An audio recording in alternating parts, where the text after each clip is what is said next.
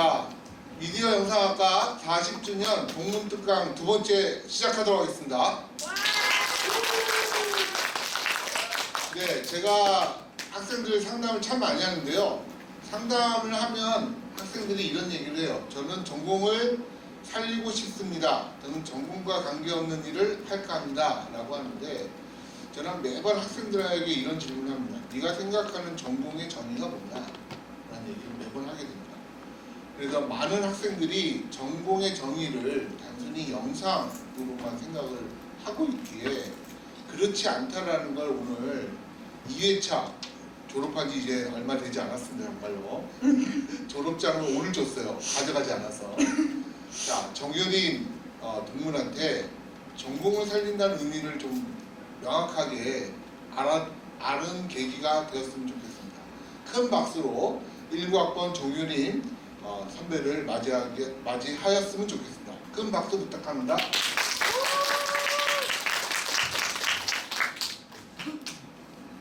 네, 안녕하세요. 이번에 19학번으로 졸업을 막 한 정효림이라고 합니다. 만나서 반갑습니다.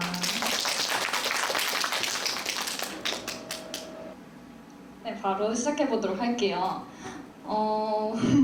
뭔가 아는 얼굴이 그래도 한두 명 있을 거라 생각했는데 이제 거의 아는 얼굴이 없는 걸 봐서 이제 제가 진짜 화석이 됐나 싶네요.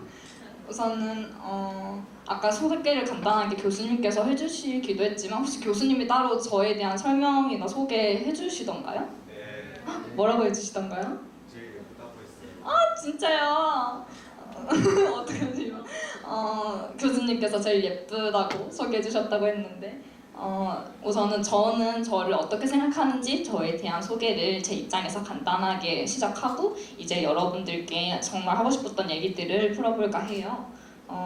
우선은 앞에 분들이 어떻게 강의를 하셨는지는 모르겠지만 저는 한 명이라도 여러분들에게 도움이 되는 말을 해드리고 싶어서 이 자리에 선 거고, 그래서 한 사람이라도 이제 앞으로 그려나갈 방향에 있어서 지표를 세우는데 도움이 될 수 있다면, 단 한 명이라도 도움이 된다면 그 한 명을 위해 이 자리에 서고 싶다는 마음으로 이 자리에 임했는데, 여러분들이 진지하게 시작부터 끝까지 잘 들어주시고 뭐 재미없을 수도 있지만 중간중간에 일부러 이벤트 같은 것도 준비를 좀 해보려고 했거든요. 그래서 참여도 적극적으로 해주셔서 뭔가 저 혼자 떠드는 시간이 아니라 여러분들이랑 함께 만들어가는 시간이면 너무 좋을 것 같습니다. 그래서 제가 이제 제목도 네모로 살기라고 제목을 지었는데 이건 어떤 의미일지 유추도 같이 해보시고 나중에 이 강연이 끝나고 나가실 때는 저 네모 안에 여러분들만의 단어로 뭔가 단어가 채워져 있기를 바라면서 이제 강의를 한번 시작해볼까 해요.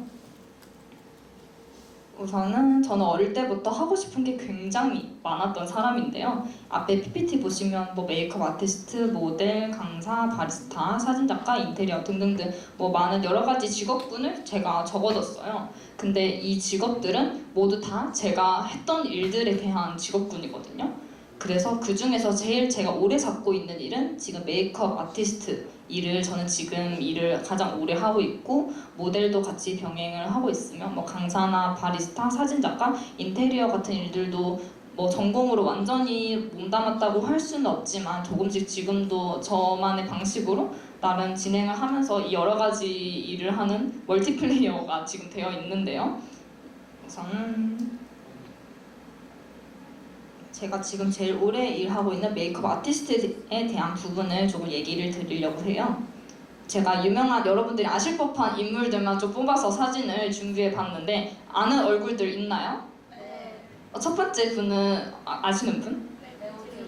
맞아요, 레오제이예요. 레오제이 님도 이제 메이크업 하신 지 거의 7년에서 9년 정도 경력으로 되는 걸로 아는데, 이제 이분도 이제 1인 크리에이터로서 자리를 많이 잡으셨고 연예인들 위주로 출장을 많이 다니는 걸로 알아요. 그리고 두 번째는 이사벨 님인데 여러분들도 많이 봤을 것 같아요. 최근에 또 더 인플루언서라는 프로그램에 이제 출연을 하신 적이 있는데 거기에서 입지를 더, 원래도 인기가 많으시지만 더 입지를 다지신 걸로 알고, 그리고 특수 분장을 하셨기 때문에 굉장히 디테일이 있으신 분이셔서 같은 전문가들끼리에서도 칭찬이 자자하신 분이에요. 세 번째는 이제 감히 저도 슬쩍 제 사진 뻔뻔하게 집어넣어 봤는데요. 이렇게 1인 크리에이터 겸 메이크업 아티스트들의 반열에 저도 같이 오르는 그날까지 같이 화이팅 해보도록 하겠습니다. 그래서 저에 대한 경력을 간단하게만 좀 적어봤는데요. 뭐가 쭉 많이 적혀 있긴 한데 여러분들이 아실 법한 분들의 이름만 제가 조금 왼쪽에 따로 빼놨어요. 저는 아이돌 중에서는 다이아라고 혹시 아시나요? 다이아 그룹 헤어 메이크업을 저는 했었었고, 그리고 성시경 님이랑 뭐 한국이랑 일본 콜라보를 해서 문화 교류하는 콘서트가 일본에서 열린 적이 있는데, 그때 일본 출장으로 가서 저는 이제 일본 아이돌 분들 담당을 했었어요. 그래서 아무르라는 그룹의 메이크업이랑 헤어를 담당을 했었고, 뭐 킨 와사비라고 아세요? 이분도 네, 래퍼 겸 뭐 예능도 가끔 나오시는 것 같던데, 킨 와사비 님도 헤어랑 메이크업을 제가 담당을 했었고, 그리고 뭐 너의 이름을 부르고 뭐 이런 여러 가지 발라드로 많이 부르신 가수 중에 샵 안녕 님이 계신데, 그분도 최근에 방문을 해주셔서 헤어 메이크업을 해드린 적이 있어요. 그리고 여러분들 막 어플로 카메라 셀카 많이 찍으시나요? 거기에 스노우라는 어플이 있는데, 거기 안에서 제가 필터를 제작하는데 미팅을 참여했었거든요.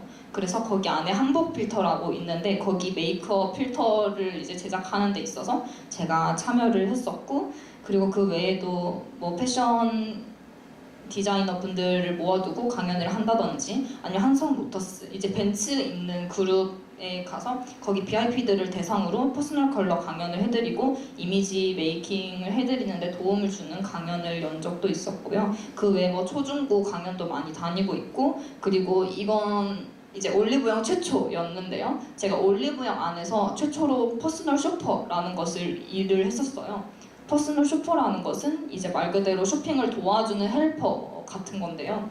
이제 고객님이 저 무슨 톤인지 잘 모르겠어요. 아니면 저 남잔데 메이크업 할 때 호수 처음인데 몇 호 써야 돼요? 이런 거 모르실 수 있잖아요. 그런 걸 이제 구매하는 데 있어서 제가 쉽게 도움을 드릴 수 있도록 제가 옆에서 도와주고 구매까지 이어질 수 있게 도와주는 일을 했었는데, 이제 올리브영 최초로 제가 퍼스널 쇼퍼를 했었습니다. 그 외에는 뭐 많은 쭉 경력들이 있는데요. 뭐 그렇게 중요하진 않아요. 그냥 이런 일을 했었다, 이 정도만 아시면 될 것 같습니다. 그래서 저는 지금 4년의 경력을 이렇게 앞에 본 것처럼 경력을 착착 4년 동안 착실히 쌓아서 지금은 홍대 입구역 근처에 블루아워 샵이라는 이제 개인 샵을 오픈을 하게 되었는데요. 여기서부터 이벤트예요. 이 QR을 찍어서 블루아워 이벤트 그 인스타그램 팔로우를 해주신 다음, 하셨을까요? 네. 하신 다음 지금 제 강연하고 있는 저의 사진을 찍어서 스토리에 태그해서 올려주시면 제가 강연 나가기 전에 3분 뽑아서 여러분들이 맛있는 식사를 하실 수 있도록 배민 쿠폰 3분께 제가 랜덤으로 뽑아서 드릴게요. 포토타임 드릴게요. 참고로 저는 오른쪽 얼굴이 조금 더 예뻐요. 이렇게 사진을 찍어주시면 되시고, 이 정도 되었을까요? 이렇게 하고 좋아요. 짧은 이벤트였기 때문에 빛의 속도로 지나가 볼게요. 그래서 일단 팔로우를 하긴 했는데, 아니 그래서 메이크업 아티스트는 도대체 어떤 일을 하는 사람이냐, 뭐 여러분들에겐 생소할 수 있잖아요. 이제 어떤 일을 하는 사람인가 간단히 이제 설명을 드리자면, 메이크업 아티스트는 이제 고객의 아름다움을 찾아주기 위해 이제 메이크업을 해주는 사람이에요. 간단하죠? 이제 메이크업을 하기 위해서는 뭐 여러 가지 분야별로 많은 고객님들이 오시는데, 뭐 웨딩으로도 오시고 뷰티, 이제 일반인 분들이 저희 샵은 좀 많이 오시는 편이에요. 아이돌 분들이나 가수도 조용히 몰래 오시긴 하지만 패션, 광고, 포토 이런 식으로 다양한 이유로 메이크업 샵을 찾아주시는데, 보통 메이크업 샵 같은 경우 그리고 4, 5년 전까지만 해도 그때 메이크업이 지금만큼 더 데일리화, 일상화되진 않아서 그때는 결혼을 하실 때라든지 아니면 하객으로 참여할 일이 있어서 조금 신경 쓰고 싶을 때 메이크업을 받는 정도였는데요. 지금은 이제 메이크업이 많이 좀 일반화가 돼서 그냥 모임 가기 전에, 아니면 남자분들이어도 제 고객님들 중에는 단골 고객님이 6대4 비율로 남자분들도 생각보다 꽤 많으시거든요. 근데 그 남자분들은 어떤 일로 오시냐, 제가 그냥 친구들이랑 만나서 술 마시러 갈 건데 그분이 얼굴에 트러블이 좀 있으셔서 피부에 고민이신 분인 거예요. 그래서 그냥 좀 친구들이랑 노는 날에 내가 더 예뻐 보이고 기분 좋고 싶으니까 피부 커버를 하고 싶어서 왔다 라든지, 아니면 야구장 가기 전에 그냥 왔다 라고 하든지,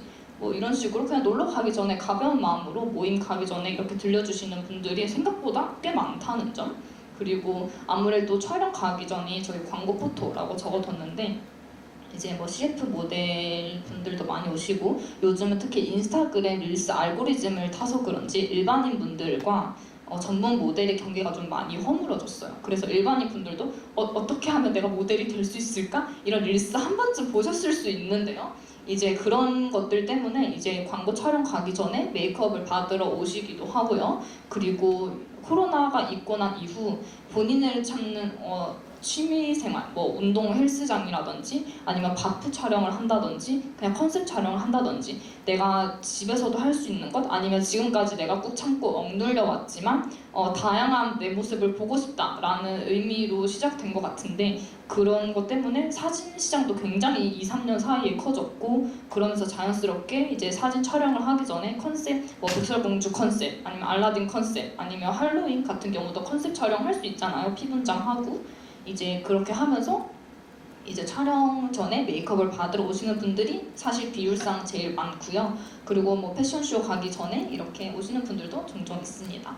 이렇게 다양한 이유로 메이크업을 하러 찾아와 주시는데요.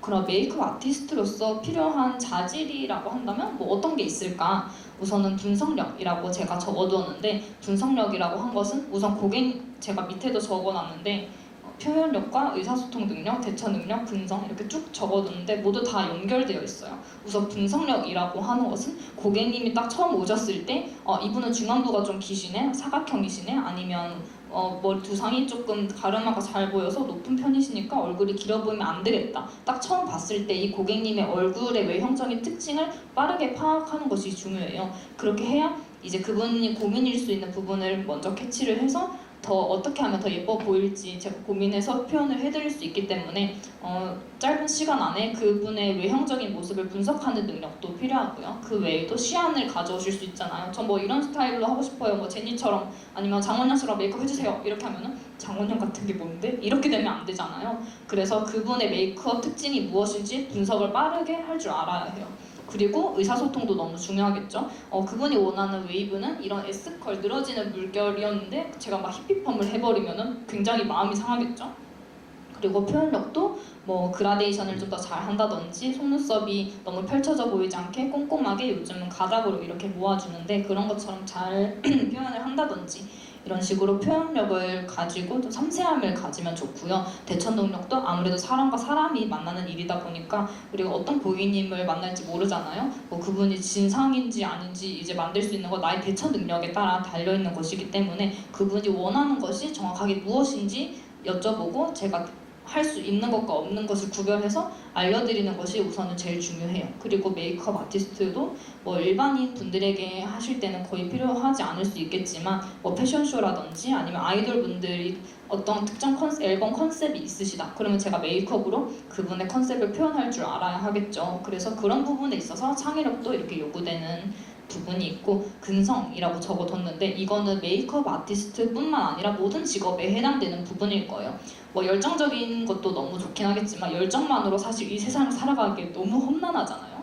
그래서 뭐 열정도 중요하지만 내가 꾸준히 할 수 있는 끈기 이 근성이 굉장히 중요하게 여겨집니다. 메이크업 아티스트들도 아니면 헤어 하시는 분들도 미용이 아니더라도 모든 일이 마찬가지겠지만 한 가지 일을 오래 하시는 분들이 생각보다 많이 없어요. 그래서 미용은 그냥 오래 버티면 성공하는 거다 이런 말이 있는데 다른 직종도 마찬가지일 거예요. 그냥 오래 버티면 이긴다라는 것이 이제 이 근성이라는 것인데 무엇을 하든지 이 끈기와 인내가 있을 때 우리가 생각했던 이제 열매를 얻을 수 있는 거거든요. 그래서 이러한 조건들이 있으면 메이크업 아티스트 하기에 좀 적절하지 않나 라고 생각해서 제가 메이크업 아티스트의 자질로 6가지를 뽑아보았습니다. 이거는 굳이 안 하려고 했는데 제가 그냥 재미삼아 넣어본 퀴즈예요. 이것도 맞추시는 분 상품 있는 걸로 할까요? 대답 감사합니다. 첫 번째 질문. 메이크업 아티스트는 돈을 많이 벌까요? OX. 손으로 표현해보세요. 오, 굉장히 비율이 반반인데요. 정답은 O일 수도 있고 X일 수도 있어요. 제가 정답은 하나라고 하지 않았습니다.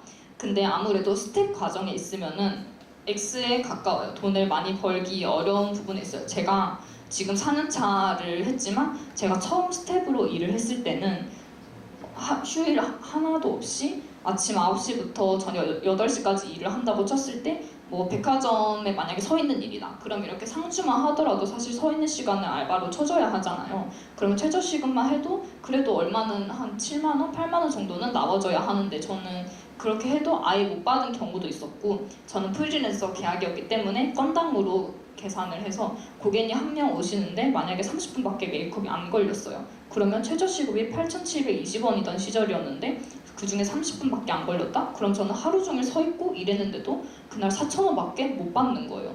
그런 식으로 하니까 한 달에 30일인데 하루 종일 하루도 쉬지 않고 일을 하러 나왔는데도 월급이 40만 원인 적도 있었고 그런 기간을 저는 거의 4년을 버티면서 3년차 되던 해에 다른 회사에 이직을 하면서 조금 월급 같은 직장인의 월급을 받게 되었는데 지금 제가 자영업을 하면서 제가 첫 스텝 때 일했던 것보다 5배의 이익을 보고 있거든요. 그러니까 정말 제가 하기 나름인 거죠. 버티고 스텝 때는 조금 못 벌 수 있고 교육비로 다 빠져나가고 뭐 이렇게 할 수 있지만 나중에 자영업을 한다든지 프리랜서로 내가 좀 입지가 선다면 그때는 이제 여러분들이 부르는 만큼 값이기 때문에 많이 벌 수도 있고 못 벌 수도 있어요. 이건 프리랜서면 아마 누구나에게 다 해당되는 부분일 거라고 생각해요. 그리고 두 번째, 메이크업 아티스트는 자격증이 꼭 필요할까요? 오라는 반응도 있고 아닐 것 같다는 분도 계시는데 정답은 오예요. 메이크업 아티스트는 자격증은 무조건 있어야 일을 할 수 있는데요. 없으면 불법이에요. 이거는 국가 시험이 있기 때문에 국가 자격증 고시를 쳐서 합격을 해야지만 이 메이크업 아티스트로서 일을 할 수 있는 자격이 주어지기 때문에 만약에 이 자격증을 따지 않고 일을 한다? 그러면 신고하셔도 됩니다. 불법이기 때문에. 그리고 세 번째 질문, 메이크업 아티스트 대학을 꼭 나와야 할까요? 맞아, 이거는 모두가 맞춰주셨는데 정답은 X입니다. 꼭 나올 필요는 없어요. 나오면 뭐 당연히 인맥도 쌓고 더 많은 나랑 같은 분야의 친구들을 만날 수 있으니까 뭐 시야를 넓히는 데 도움을 줄 수는 있긴 하겠지만 꼭 제가 지금 이 학과를 나왔지만 다른 업을 하고 있는 것처럼 대학이 이 직업을 결정하는 분야는 아니에요. 그리고 마지막 문제, 메이크업 아티스트는 전망이 좋을까요? 고민하는 모습도 있고 오일 것 같다고 하는 반응이 많은데 X는 없는 것 같네요. 맞아요. 메이크업 아티스트는 사실 지금 시대 때는 전망이 너무 좋아요. 일단 K-뷰티가 전 세계적으로 많이 알려지고 있고 메이크업뿐만 아니라 K-팝 이 아이돌 시장이 굉장히 커지고 있기 때문에 아이돌들이 이제 인기가 많아지면 자연스럽게 따라오는 게 헤어스타일링, 메이크업, 패션 이런 부분이거든요. 그래서 아이돌 시장만 봐도 이 메이크업 아티스트는 전망이 좋다고 할 수 있는데 그것뿐만 아니더라도 요즘 SNS 시대잖아요. 릴스로 메이크업, K-뷰티, 스킨케어에 대한 부분이 또 굉장히 핫해서 동남아 쪽에는 이제 색조 메이크업이 아니더라도 이런 뷰티, 로션이라든지 스킨 같은 기초에 대한 부분도 인기가 지금 굉장히 많다고 해요. 그래서 만약에 뷰티 쪽으로 사업을 하실 생각이 있으면 기초를 노려서 동남아로 가는 것도 나쁘지 않습니다, 여러분. 그래서 메이크업 아티스트는 전망이 좋은 편이다. 사실 3, 4년 전만 해도 코로나 전에는 그렇게 좋진 않았거든요. 샵이 그렇게 많은 것도 아니었고 데일리화가 된 것도 아니었는데 비록 3, 4년 만에 이 코로나를 겪고 난 이후로 더 좋아진 직업의 케이스인 거죠, 사실은. 그래서 너무 운이 좋은 직업이라고 할 수 있는데 이렇게 장단점이라고 생각할 수 있는 부분을 제가 잠시 퀴즈로 읊어보았어요.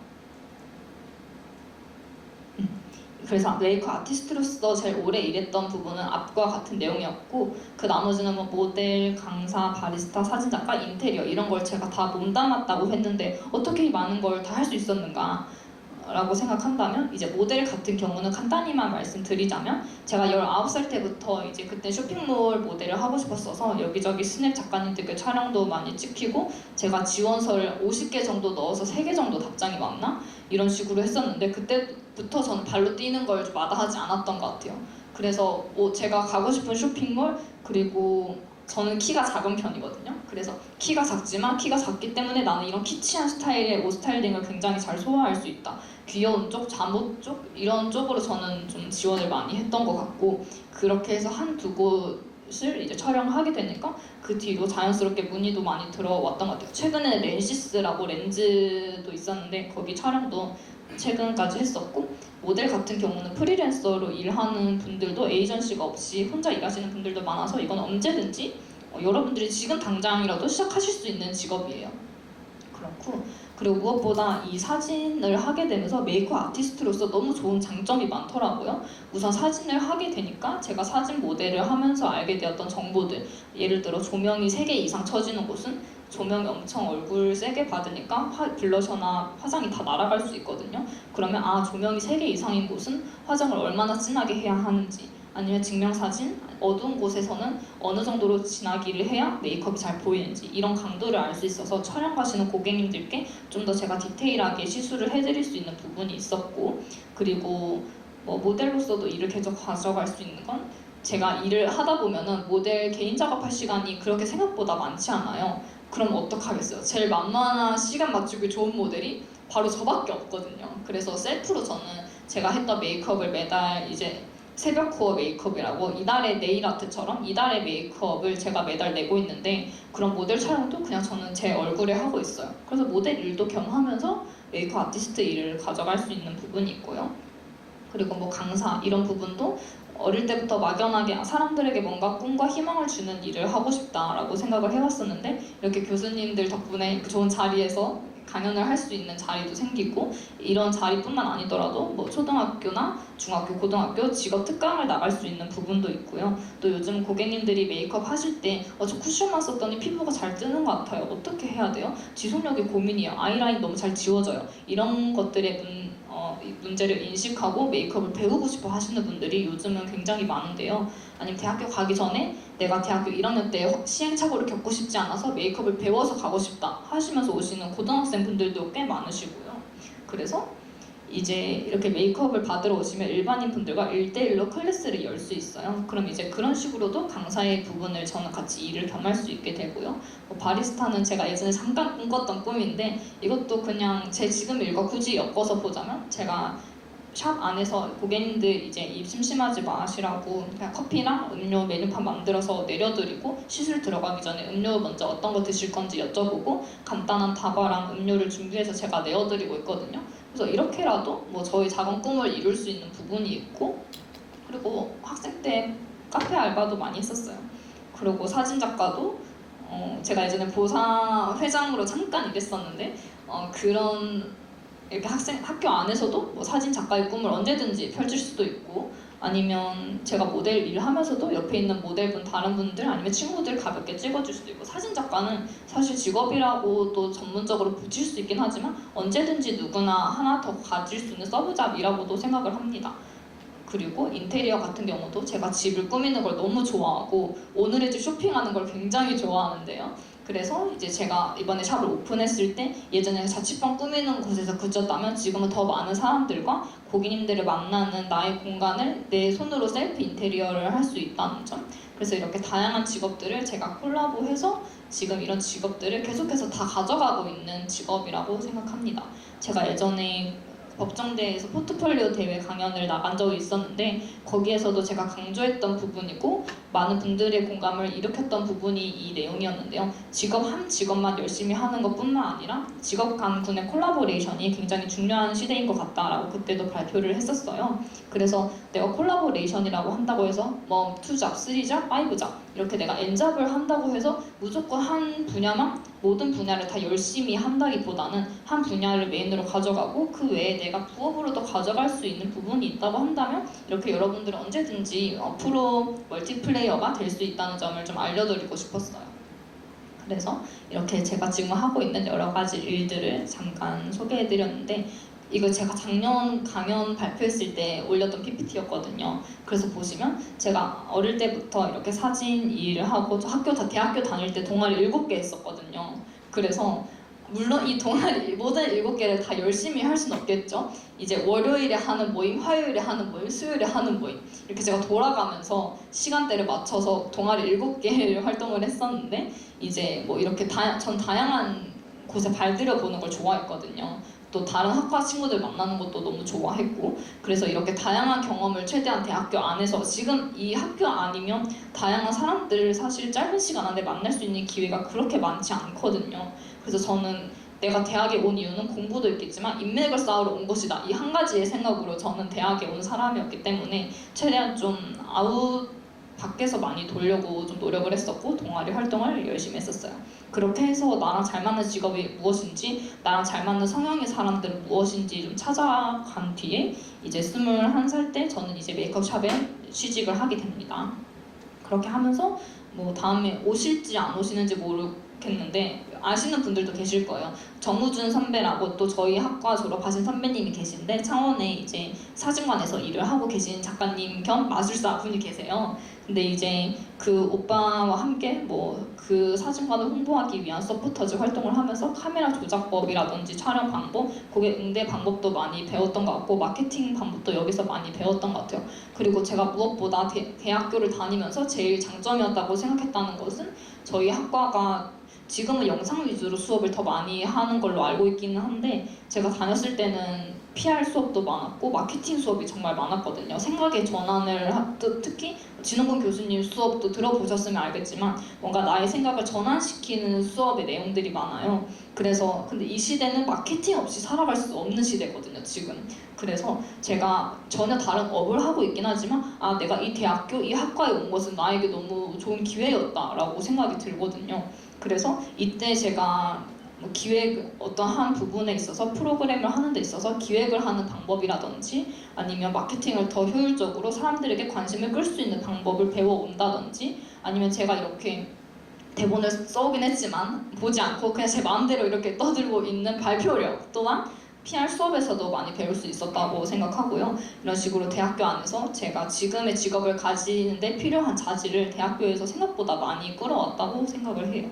그래서 대학교는 내가 전공을 살리지 않더라도 어떤 걸 배우기만 하고 내 것으로 하나로 흡수를 할 수만 있다면 얼마든지 여러분들의 꿈을 이루는 데 있어서 좋은 밑거름이 될 거라고 저는 확신합니다. 그리고 그때 당시에는 제가 메이크업샵에서 디자이너를 맡고 있었는데요.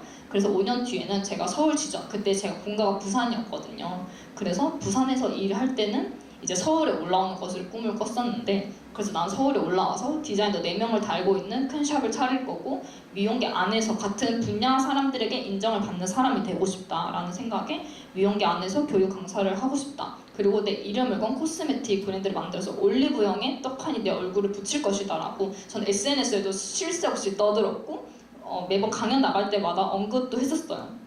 그런데 5년이 되기 전이 고작 1년밖에 안 지난 지금이지만 저는 지금 우선 서울에 와서 개인샵을 차리게 되었고요. 디자이너 선생님은 제가 뭐 역량이 된다면 들여올 수도 있긴 하겠지만 아직까지 그 정도 욕심은 없어서 저는 일단 1인 샵에서 좀 더 운영을 해볼 생각이고 지금 제 인스타그램도 제가 제가 샵 오픈을 6월에 했거든요. 그래서 몇 달 되진 않았는데 그 안에서도 많은 팔로워 중에서 거의 반 분들은 미용업계 분들이 일반인 분들보다 훨씬 많아요. 이렇다고 하는 건 다른 업계 일하시는 분, 이제 같은 미용 업계에서 일하시는 분들도 저의 메이크업을 좀 쳐다보고 트렌드를 분석하는 데 있어서 도움을 받고 있구나라고 많이 느끼거든요. 그래서 이런 것도 나름 이뤘다고 볼 수 있고 코스메틱 브랜드도 제가 내년 6월쯤에 빠르면 그때 론칭할 것 같고 아니면 올해 안에 뭐 가볍게 메이크업이 아니더라도 텀블러나 컵 같은 리유저블 굿즈들을 만들어서 블루아웃 로고를 박아서 뭐 그걸로 얻은 수익금을 미용 대학 기부를 한다든지 이런 식으로 작게 계획을 하고 있는데 이렇게 쓰기만 해도 저도 모르게 발자취를 따라서 행동하고 있는 걸 보실 수 있을 거예요. 그래서 여러분들도 꿈을 가지고 있다면 이렇게 한번 텍스트화해서 읽어보는 것도 저는 굉장히 추천해요. 그럼 시간이 지났을 때 내가 얼마나 이뤘는지 그리고 내가 이룬 거를 눈으로 확인했을 때 얼마나 짜릿한지 여러분들이 너무 맛보셨으면 좋겠거든요. 그래서 저는 이렇게 앞에 여러 가지 일들을 이런 순서에 따라서 밟아서 해오고 있는 사람이었다. 네, 이 정도의 발표였어요. 그래서 그냥 사실 지금까지는 그냥 이런 사람이구나 라고 흘려 들으면 되는데요. 제가 여러분들께 해드리고 싶었던 강연의 부분은 지금부터가 진짜 시작이거든요. 우선은 제가 제목을 네모로 살기라고 잡았는데 어떤 의미일 것 같아요, 여러분? 전혀 예상이 안 가시나요? 좋아요. 이제 제가 2가지 의미를 가지고 네모로 살기라는 제목을 잡아보았는데요. 첫 번째 의미는 네모로 살기. 이제 네모는 빈칸이에요. 그래서 여러분들이 그 빈칸을 직접 채워주시면 되는데요. 내가 어떤 사람인지 알고 내가 그리고 싶은 방향대로 가야 주체적인 삶을 살 수 있겠죠? 그래서 내가 어떤 사람인지 빈칸을 채우고 나는 이렇게 살겠다. 이렇게 여러분들이 좀 정해보셨으면 하는 마음에 제가 빈칸을 만들어서 제목을 드린 거였고, 두 번째 의미는 좀 역설적인 부분일 수도 있는데요. 저는 원을 아름다운 모양이라 생각하지 않거든요. 원은 뭐가 없어 보이고 우리가 완벽이라는 것에 사실 너무 집착하잖아요. 그런데 사람이 완벽할 수 없거든요. 저도 완벽주의가 굉장히 심한 편이고 인지를 하고 최근에서야 좀 고쳐보려고 노력을 저도 하고 있는 부분인데, 우리가 원을 생각해 보면은 원은 다른 환경으로 나아갈 때 떼굴떼굴 잘 굴러갈 수 있는 모양이잖아요. 그렇다 보니 다른 환경에 들어가면 어딘가에 쉽게 부딪힐 수도 있고요, 깨질 수도 있고 찌그러질 수도 있어요. 그런데 네모는 어때요? 각이 있거든요. 각이랑 모서리가 있어서 굴러갈 수 없어요. 온전히 그 자리에 나를 서서 지탱해주고 있는 모양이거든요. 그래서 나의 부족한 부분, 내가 감추고 싶은 부분, 아니면 허물이라고 생각할 수 있는 이런 단점들을, 각을 누구나 다 가지고 있는데 그 각을 하나여도 좋지만 2개 이상을 가지고 있을 때 훨씬 안정적이거든요.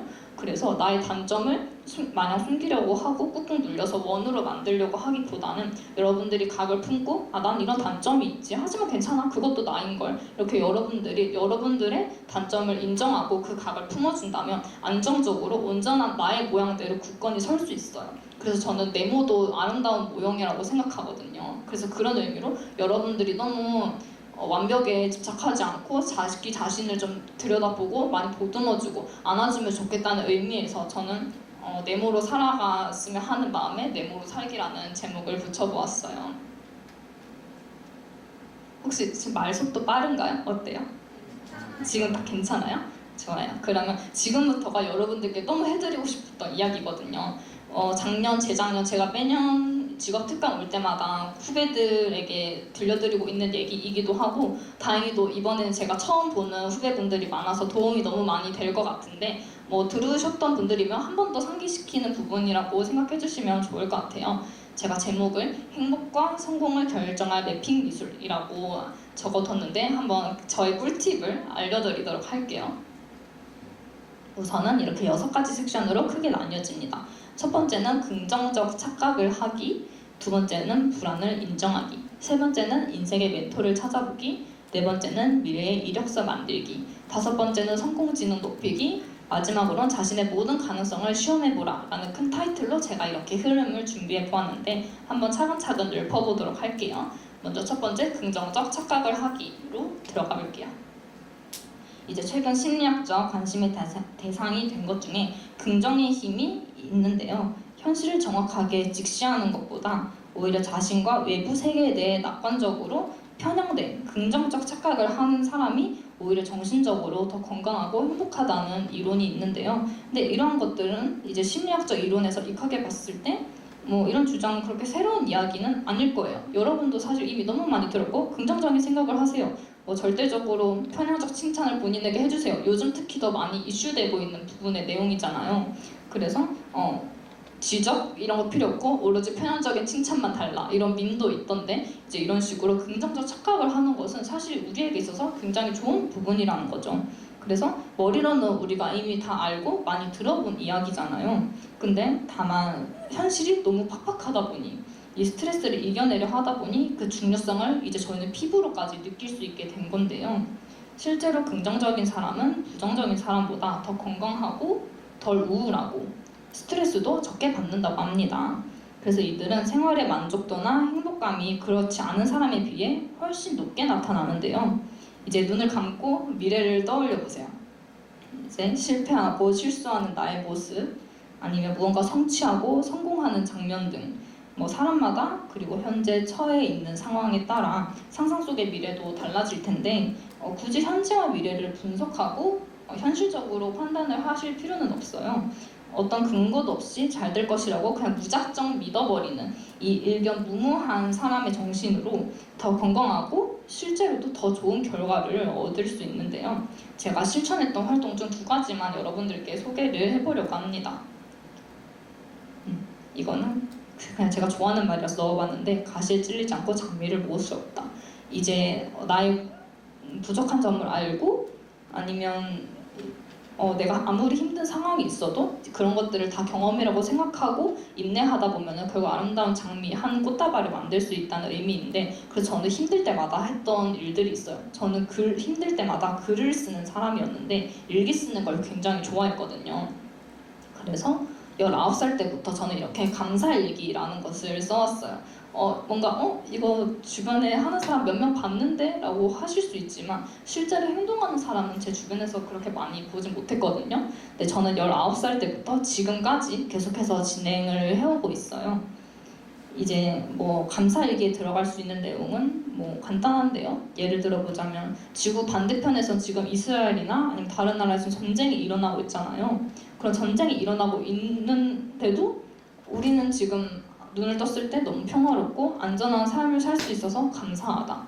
아니면 하루아침에 눈을 자다가 일어나서 떴는데 갑자기 실명되신 분들의 이야기도 간혹 들리잖아요. 근데 나는 오늘도 아침에 멀쩡하게 눈을 뜨고 아름다운 풍경을 바라보고 내가 이 자리에 설 수 있음에 너무 감사하다.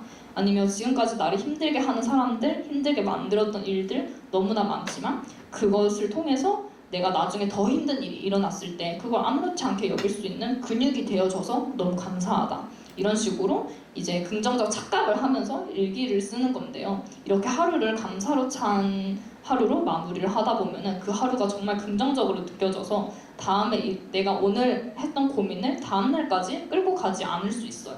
그래서 저는 이 감사일기를 굉장히 추천하는데, 그래서 원래 이렇게 제가 공책으로만 써왔던 일기를 작년부터는 제가 SNS 스토리에 공유를 하고 있었거든요. 근데 공유를 했을 때 주변 반응들이 너무 좋았어요. 뭐 나도 같이 감사일기가 써보고 싶어졌다, 아니면 너무 선한 영향력이다, 아니면 나도 이렇게 나 생각하지 못했던 부분인데 이런 걸 긍정적으로 생각할 수 있는 방법을 배워서 너무 좋다. 이렇게 나 혼자만 좋은 것이 아니라 내 주변에 있는 사람들도 함께 행복해지고 긍정적인 환경으로 만들어 갈 수 있는 방법이 가장 쉽고 확실한 방법 중 하나가 이 감사일기라고 생각을 해요. 그래서 뭐 별로 어렵지 않은 부분이니까 저도, 그리고 하루도 안 썼다고 해서 나 오늘 일기 못 썼네, 이제 안 써야지, 이렇게 할 게 아니라 뭐 일주일, 뭐 하루 이틀 조금 빼먹더라도 그냥 꾸준히 한다는 것에 의의를 두고 한번 써보시면 너무 좋을 것 같아요. 그리고 두 번째는 불안을 인정하라 인데요. 여러분들이 제일 공감하실 수 있는 내용은 지금부터가 아닐까 싶어요. 이제 20대 청년들이 가장 못 견뎌하는 것이 불안한 정신의 입지로 이제 인한 불안감인데요. 취업을 준비하는 과정에 있어서도 여러분들은 내가 원하는 직장에 갈 수 있을까? 아니 직장에 갔는데 거기 직장 사람들이 나랑 안 맞으면 어떡하지? 아니면 내가 선택했던 이 길이 방향이 틀렸으면 어떡하지? 적성에 맞을까? 이런 생각이 꼬리에 꼬리를 물게 되면서 이 악의 고리의 순환을 돌 수밖에 없는데요. 이제 청소년은 아닌데도 성인이라고 하기엔 뭔가 부족한 것 같고, 그래서 중간에 끼어버린 듯한 어정쩡함, 이제 바로 그런 상황이 우리의 불안을 조성하는데요. 이제 20대 스스로도 자신을 온전한 성인이라고 생각하지 않는 경우가 많아요. 저도 아직 25이지만 저는 아직도 제가 애기 같거든요. 30살이 돼도 그럴 것 같아요. 저는 계속 애기이고 어른인 것 같지 않은데 사회에 나가니까 나이는 어른이고 정신은 여전히 대학생, 고등학교에 머물러 있는 듯한 느낌이거든요. 그래서 이제 뭐 책임감 수용이라든지 독립적 의사결정, 경제적 독립 같은 성인을 규정하는 중요한 요인들이 아직 충분하지 않음을 인지를 하고 있는데, 그래서 그런 불안이 또 다른 불안을 야기하고 그렇게 불안이 다시 역으로 작용해서 이 불안을 계속 증폭시키는 거죠. 그래서 늘 그렇게 어디 쪽에도 발을 담그지 못하고 뭔가 중요한 일을 잊어버리고 있는 것처럼 불안한 것이 20대 청년기의 특징입니다. 사실 20대가 아니더라도 30대도 40대도 누구나 겪을 수 있는 고민과 불안이에요. 저 또한 마찬가지고요. 이 과정을 벗어나기가 굉장히 쉽지가 않은데요. 또 나이를 먹는다고 해서 저절로 해결되는 문제도 아니에요. 그래서 이 30대 중반에 이르러서도 성인기로 완전히 이행하지 못한 사람들은 비슷한 고민을 계속하게 됩니다. 그런데 이 불안을 이제 서둘러 벗어나려 애쓰다 보면 더욱 불안해질 수 있어요. 그래서 이제 아이유가 했던 말 중에 제가 좋아하는 구절이 있는데, 힘들 때 어떻게 이겨내셨어요? 이런 질문을 팬분들이 하시더라고요. 근데 그때 아이유님이 대답했던 게 저는 그냥 졌어요, 이렇게 얘기를 하시더라고요. 결국 사람은 누구나 다 불안할 수 있고, 근데 그 불안을 인정하면 이제 여러분들이 점점 더 위태롭게 느껴지는 상황도 조금은 잠잠해질 수 있다는 거죠. 그래서 이 불안과 감정을 그냥 그대로 인정해버리면 어떨까요? 피할 수 없으면 즐겨라는 말처럼 어차피 벗어날 수 없는 것이라면 그냥 즐기면 여러분들에게 더 좋고 새로운 일을 시작하는 가장 좋은 방법이 될 수 있어요. 그래서 이런 불안정한 상황과 불안을 핑계로만 자꾸 회피하려기보다는 내가 그 상태에서 내가 지금 당장 할 수 있는 일을 생각해 본다면 여러분들이 훨씬 가치 있는 일을 쉽게 찾아낼 수 있을 것 같습니다. 그리고 사실 불안정하다는 말은 다른 긍정적인 말로 바꿔보면은 탐색의 가능성이 얼마든지 열려있다 라고도 바꿔 해석을 할 수 있어요.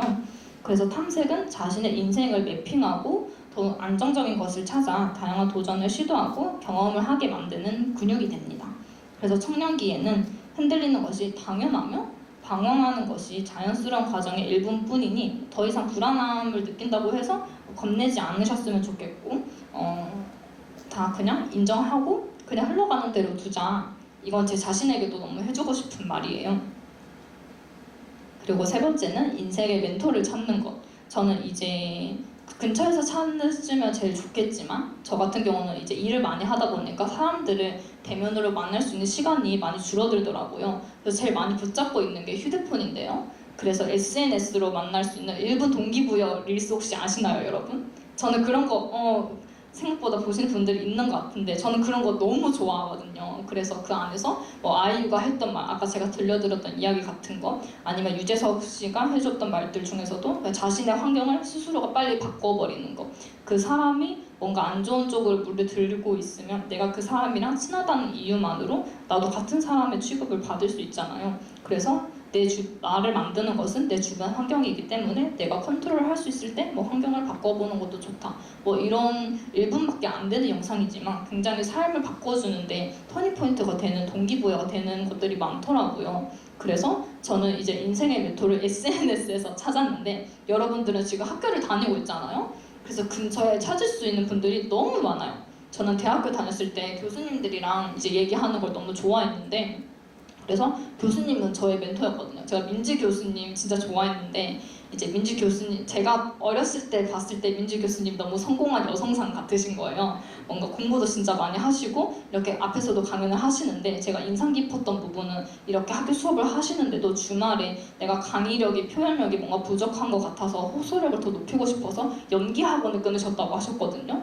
그래서 그때 당시에 월요일에서 금요일까지 이렇게 강의를 하시고 토일 이틀을 이제 연기 학원에 가셨었거든요. 성우 학원에. 전 그 열정이 너무 멋지고 너무 멘토로 삼고 싶은 거예요. 그래서 나는 교수님 같은 열정적인 사람이 되고 싶다라고 그때 생각을 했던 것 같아요.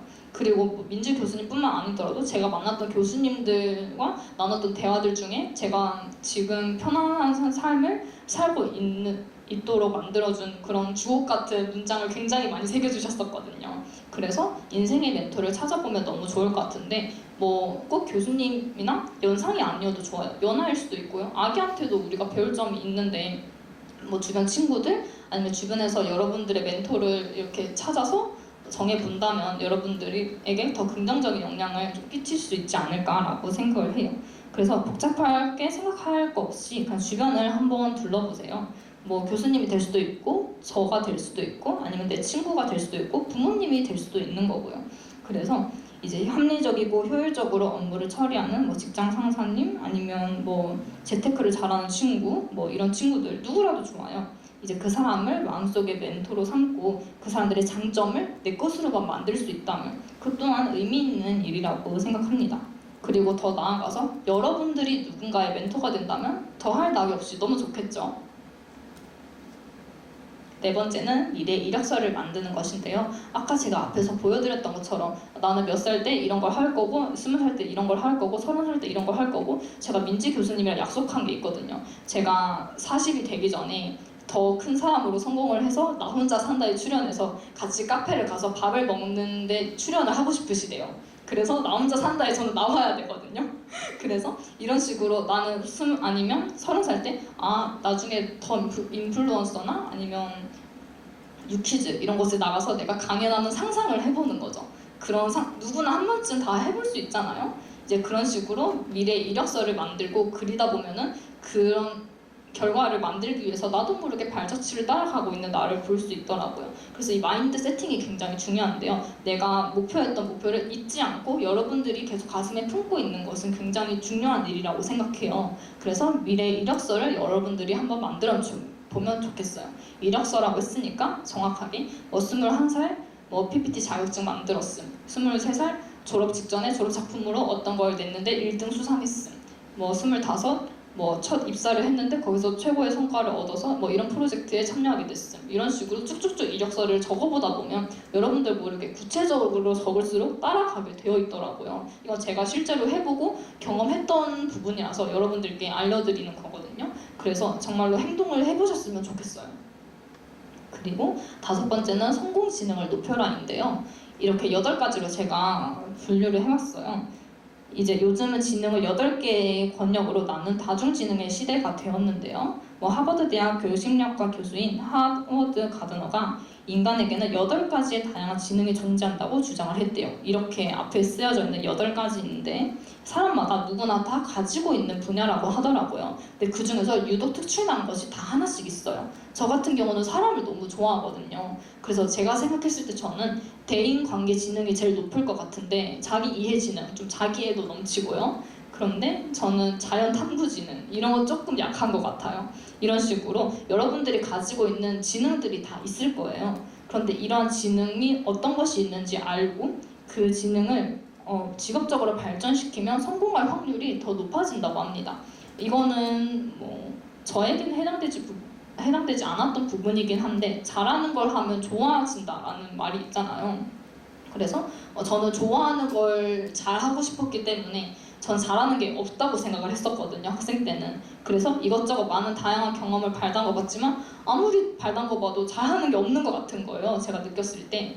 그래서 저는 어쩔 수 없는 최후의 수단으로 그냥 좋아하는 것을 꾸준히 해서 잘하는 걸로 만들어야겠다라고 해서 팠던 게 저는 메이크업이었고, 근데 저처럼 하지 않더라도 여러분들이 잘하는 거 알고 나 이런 거 좀 잘하는 것 같은데 칭찬을 많이 받았는데 하는 것들이 있다면 그런 것을 한번 쭉 직업으로 파보세요. 그러면 성공할 확률이 더 높다고 합니다.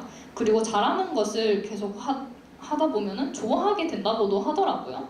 그래서 이렇게 여러분들의 직업 탐색에 있어서 도움이 조금 됐으면 좋겠고, 마지막은 이제 자신의 모든 가능성을 시험해보라로 이제 마무리를 해볼 건데요. 이제 20대는 가능성의 시기입니다.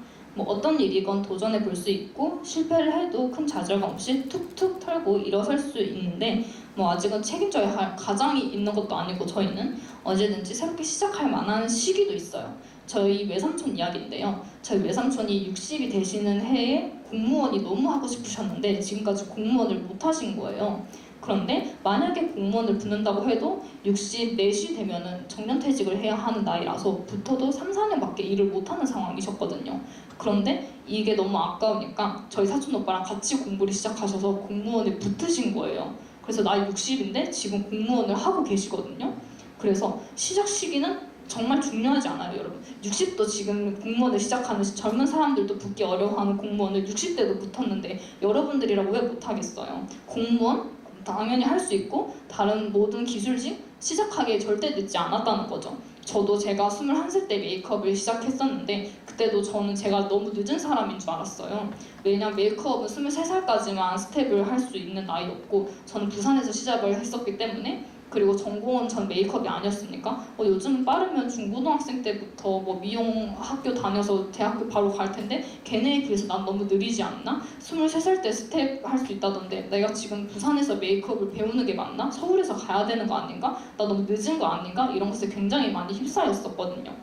근데 사실 졸업을 하고 더 넓은 세상으로 바라봤을 때 21살에 일을 시작했다는 건 굉장히 빠른 일이잖아요. 저도 지금 나이 연차가 4년인데 그래서 여러분들 절대 이 시작에는 늦은 것이 없는 것 같아요. 그래서 자신의 모든 가능성을 시험해보고, 사실 저도 메이크업 아티스트가 되고 싶어서 된 것은 아니었거든요. 저도 보사 활동을 하면서 그냥 부산에서 사진 작가 해야지. 근데 사진 작가를 하려니까 사업적으로 메리트가 없을 것 같은 거예요. 증명사진만 찍는다고 돈을 많이 벌 수 있을까? 내가 행복할까? 라는 생각을 했을 때 확신할 수 없겠더라고요.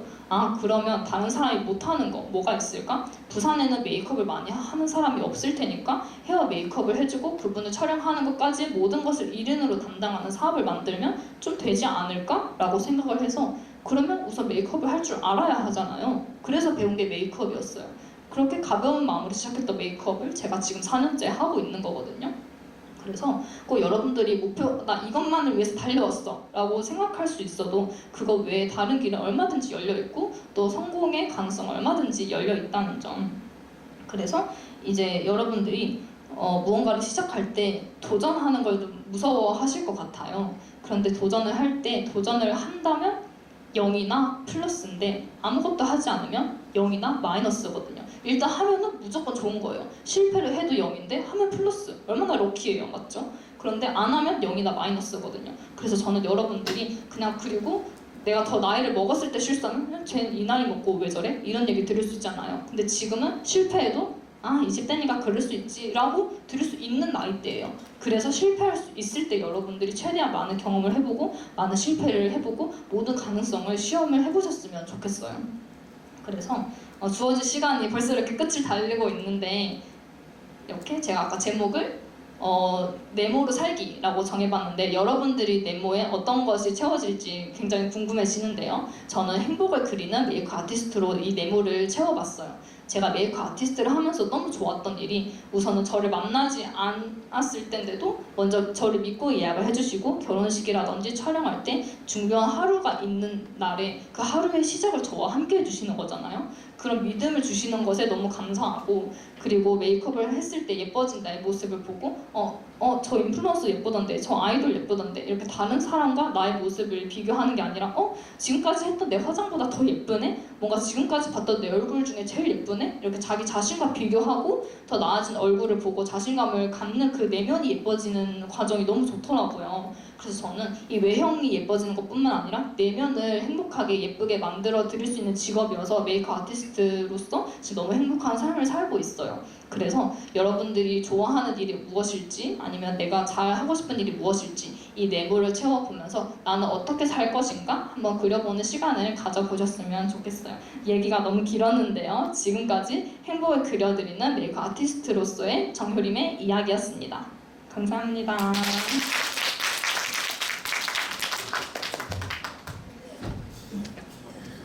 자, 오늘 강의해주신 우리 동문 선배한테 박수 한번 크게 주시죠. 자, 오늘 저도 몇 가지 배웠습니다. 제가 다시 공무원 수업 시험을 한번 준비해볼까 라는 용기를 얻었고요. 자, 단점을 숨기지 말라는 것 아주 큰 용기를 얻었습니다. 자, 질문 있을까요? 질문 갖는 시간 한번 가져볼까 하는데 질문 있으면 제가 마이크 드리도록 하겠습니다.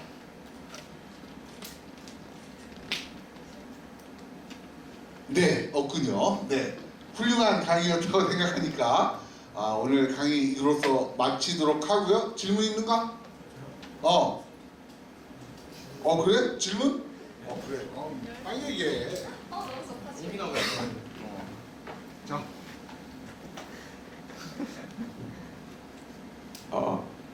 그 아까 강의하셨을 때 힘들고 불행하더라도 긍정적으로 생각하라고 말씀하셨는데 그게 엄청 힘들고 고달픈 일이 계속 이어지더라도 계속 그렇게 긍정적인 마인드셋을 유지할 수 있었던 걸까요? 네, 저는 감사 일기를 쓰면서 그 근육을 키워왔던 것 같아요. 저도 사실 자살을 생각해본 사람이기도 하고 엄청난 역경을 많이 겪었었는데요. 아까 제가 앞에 살짝 얘기한 것처럼 제가 월급이 40만 원 받고 하루 종일 일한 적이 있다고 했었잖아요. 그때는 정말 어느 정도였냐면 저는 쉬는 날이 없었고 제가 항상 서면에 상주해 있어야 했고 제가 친구들이랑 카페 가서 디저트 막 먹으려고 커피 시켜서 딱 나왔는데 갑자기 전화 와서 선생님 출근하세요 이렇게 하면 바로 그냥 택시 타고 튀어나가야 했던 상황이었거든요. 그런 시기를 거치고 그리고 저는 그때 월급이 너무 작잖아요. 그런데 고정적으로 나가는 화장품 비용이 그때 초반이니까 거의 달에 100, 200씩 나가고 교육비도 400만 원씩 나가고 그냥 빚덩어리인 거예요. 근데 저는 또 K 장녀거든요. 그래서 부모님께 이 빚을 드리고 싶지 않은 거야. 그래서 저는 카드 대출을 해가지고 그냥 저는 어린 나이에 빚이 엄청 많은 사람이 됐어요. 그래서 이걸 나중에 갚아 나가려고 하니까 이자도 너무 세고 정말 이제는 제가 동생을 책임져야 하는 상황까지 왔는데 너무 죽고 싶은 거예요. 근데도 그런 상황을 다 견딜 수 있었던 거는 정말 감사함이었던 것 같아요. 그래서 그래도 나는 외동이었으면 벌써 죽었을 수 있는데 책임져야 할 동생이 있어서 감사하다. 아니면 그래도 내가 지금까지 뭐 이렇게 어려운 직장 생활을 해왔지만 내가 이런 걸 겪었기 때문에 내가 나중에 대표가 됐을 때 다른 직원들이 들어온다면 나는 절대 이 배우를 더 잘해줄 수 있다는 확신이 있다. 이런 확신을 가질 수 있는 계기가 됐고 사실 자존감을 높이는 데서도 굉장히 오랜 시간이 걸렸어요. 저도 자존감이 엄청 높은 사람이라고 생각했고 부모님한테 너무 많은 사랑을 받은 사람인 걸 저는 알거든요. 그런데도 주변에서도 너가 너무 밝아서 난 너가 그렇게 힘든 사람인지 몰랐어. 너가 그런 생각을 하고 있을 거라고 생각도 못했어. 이런 얘기 아직까지도 저는 많이 듣거든요. 근데 속으로도 저는 티를 내지 않고 힘든 이런 굴곡이 굉장히 많았는데 그런 것들도 결국 다 나를 나중에 미래를 봤을 때 나를 견뎌줄 근육이 돼요. 제가 최근에 들었던 말 중 되게 인상 깊었던 얘기였는데 어떤 영화 감독님이 하신 말이래요. 나를 절벽으로 민 사람 때문에 내가 거기 떨어지면서 내가 날개에 있다는 걸 깨달았다 라고 말을 하시더라고요. 근데 너무 인상 깊은 거예요. 저도 진짜 누군가 저를 이렇게 등으로 떠미는 것 같았고 세상에서 떨어져서 내가 계속 떨어지고 내 자존감도 같이 떨어지고 나는 자존감이 높은 사람이었는데 나 자존감이 떨어졌다는 걸 인지하는 상황이 너무 힘든 거예요.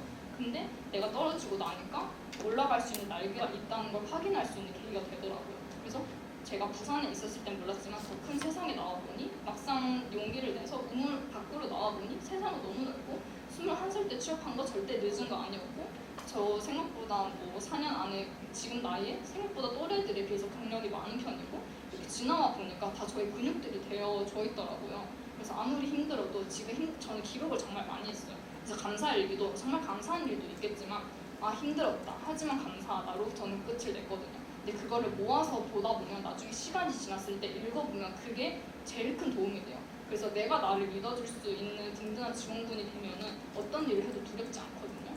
그래서 저는 일기 쓰는 걸 너무 추천을 드렸던 거고 그래서 힘든 일이 저마다 크기가 다 다를 거예요. 경제적인 부분으로 올 수도 있고 심리적인 부분으로 올 수도 있고 아니면 뭐 외적인 컴플렉스 아니면 뭐 누군가 나한테 성추행했다. 전 성추행도 당해본 적 있거든요.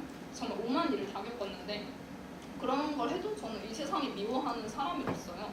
그래서 어쨌든 그런 사람들이 있었기 때문에 어떤 세상이 아름다운 세상인가 저는 알 수 있고 저의 주관이 생겼거든요. 뚜렷하게 이거는 나에게 넘어야 되는 선, 넘으면 안 되는 선, 나의 기준을 더 명확하게 만들 수 있는 선이 됐고 그래서 힘든 일이 아예 없는 사람보다 저는 있었던 사람들이 그것을 회복했을 때 더 강한 사람이고 멋진 사람이라 생각하거든요.